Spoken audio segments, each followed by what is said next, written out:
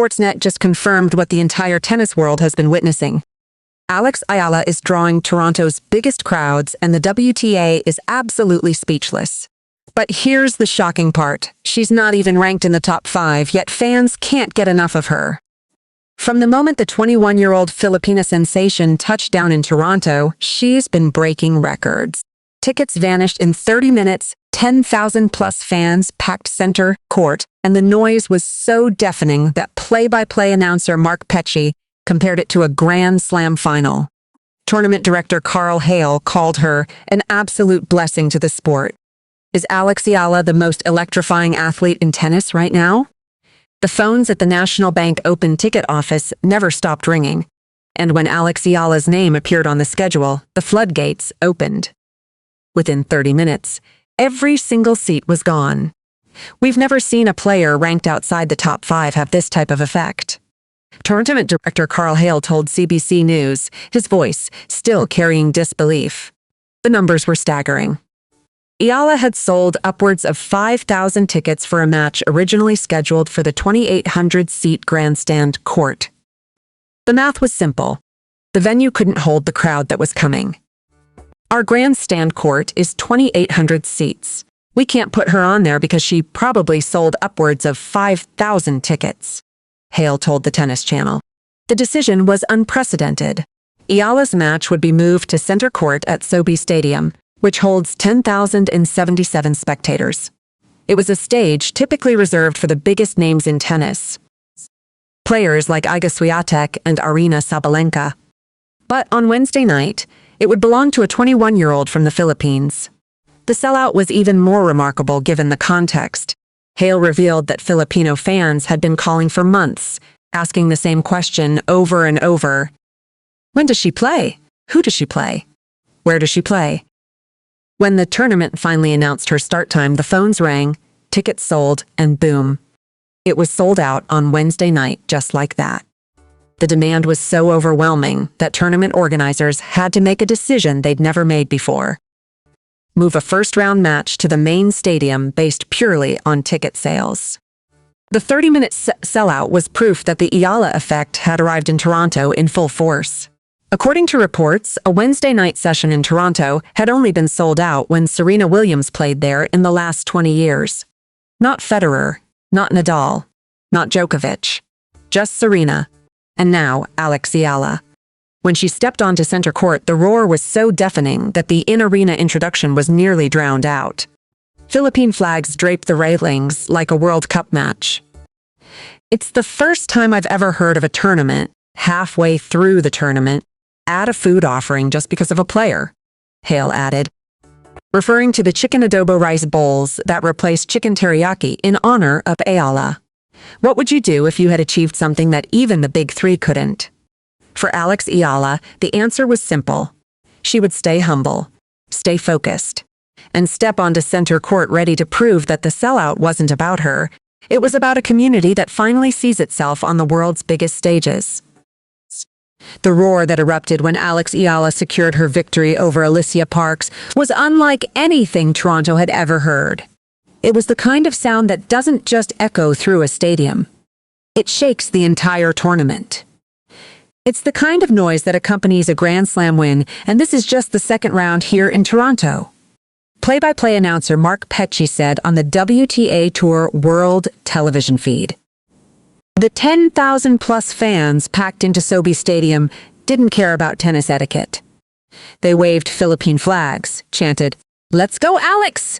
at the top of their lungs and turned center court into a Filipino fiesta. The chair umpire repeatedly asked for silence during points, but the crowd simply couldn't contain itself. For Dion Castillejo, a traveling Filipino journalist and former tennis player, the atmosphere was overwhelming. The loudest I have ever heard. It felt like it was in the Philippines.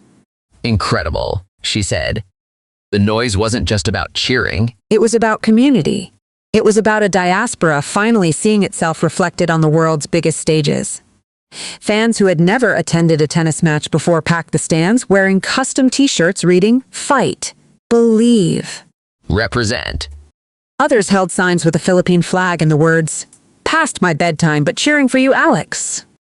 She's being branded as the next Manny Pacquiao, said Danilo Baluyot, executive director of Toronto's Taste of Manila Festival. Because she's young and she has a lot of attention, she has this charm to the community. We follow and we support. For Eala, the deafening support was both overwhelming and humbling. Thank you to everyone who is supporting tennis and creating atmospheres like this, she said. It's really the pleasure of my life to experience these things. And this was just the beginning. The noise would only get louder as Eala's run in Toronto continued, with the Filipino community turning the Canadian Open into a homecoming unlike anything the tournament had ever seen. The Canadian Open has been a WTA event for decades, a fixture on the tennis calendar. But this year, the tournament is unlike anything anyone has ever seen. And it's all because of one 21-year-old from Quezon City. Eala Mania has officially transformed Toronto into Little Manila. From the moment Eala stepped onto center court at Sobeys Stadium, the transformation was complete. More than 10,000 fans packed the stands, and Philippine flags draped the railings in boxes and the upper deck, turning the tennis venue into a sea of red, white, and blue. Signs screamed Eala Mania and Mahal Kita. Fans wore custom t-shirts reading Fight, Believe, Represent. Others held signs with a Philippine flag and the words, "Past my bedtime, but cheering for you, Alex." The atmosphere was so electric that one fan told CBC it felt like they were in Manila, not Toronto. But the most surprising transformation wasn't just the crowd, it was the food.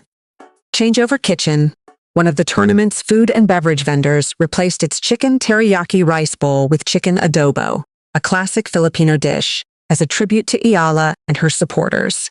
A Filipino flag was also displayed at the stall.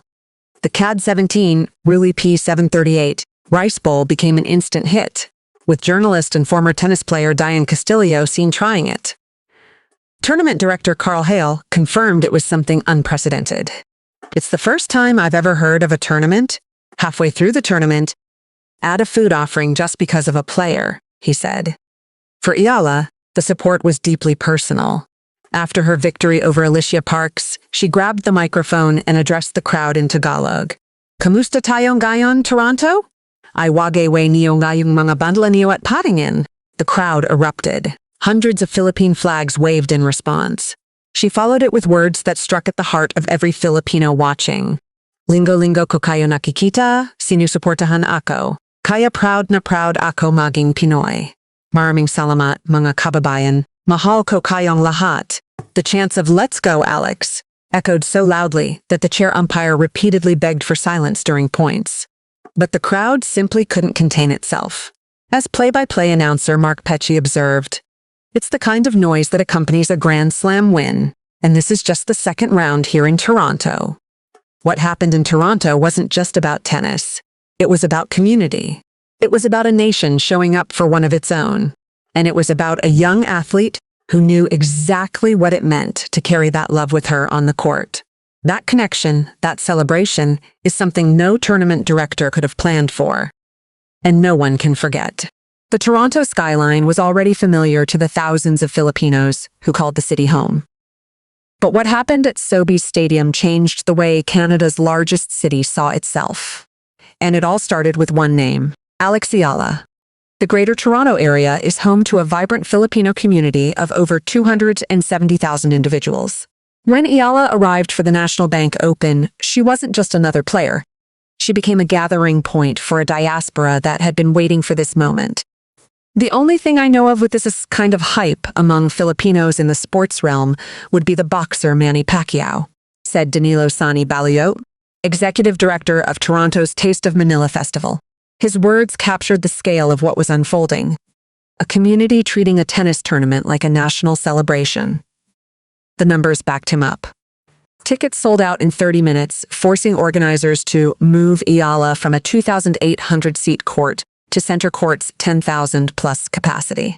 The noise was so overwhelming that play-by-play announcer Mark Petchey compared the atmosphere to a Grand Slam final. But the phenomenon wasn't just about filling seats, it was about identity. One fan attended matches in a dinosaur costume draped with the Philippine flag, prompting Eala to call him a legend. Others wore custom t-shirts reading Fight, Believe, represent. Signs throughout the stadium declared, "Past my bedtime, but cheering for you, Alex."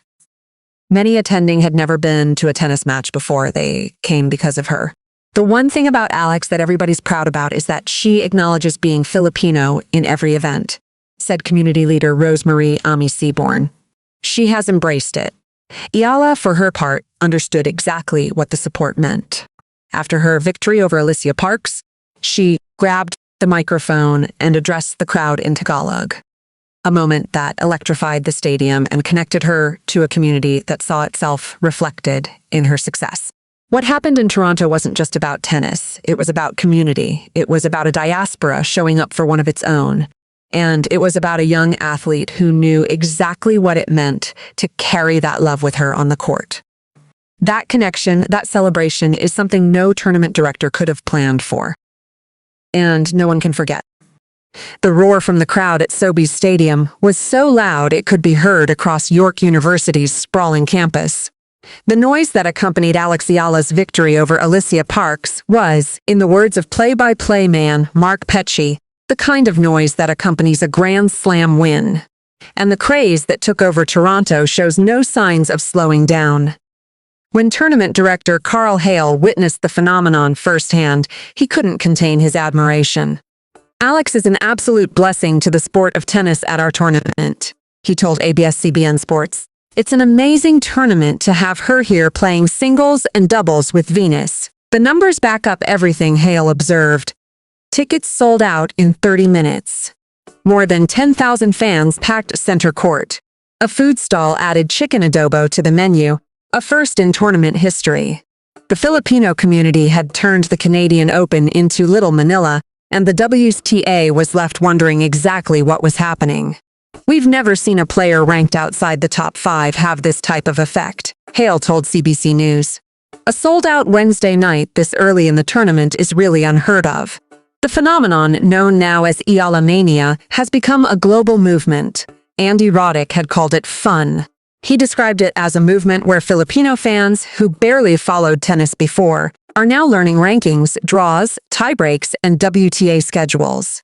Families are waking up at strange hours to watch her matches. Overseas Filipinos are organizing groups to attend her tournaments. "She's being branded as the next Manny Pacquiao," said Danilo Baluyo, executive director of Toronto's Taste of Manila Festival. "Because she's young and she has a lot of attention, she has this charm to the community. We follow and we support." What happened in Toronto wasn't just about tennis, it was about community. It was about a diaspora showing up for one of its own. It was about children seeing a Filipina compete and win against some of the biggest names in tennis. It was about a young athlete who knew exactly what it meant to carry that love with her on the court. "I am eternally grateful," Eala said after her victory. "I mean, I just came off Washington, so I really feel like this is a celebration." And when asked about her dinosaur superfan, the man wearing an inflatable blue dinosaur costume with a Philippine flag as a cape, Eala's response captured the spirit of the movement. "Wow, what a legend," she said. "It was so funny when I first saw him. Amazing. It's such a light, funny spin to how people support me. It just comes out in very unique ways. The movement is unique. It's loud, and it's just getting started." As Eala continues her historic run in Toronto, one thing is certain: Eala Mania is no longer a local phenomenon. It's a global movement, and it's only getting louder.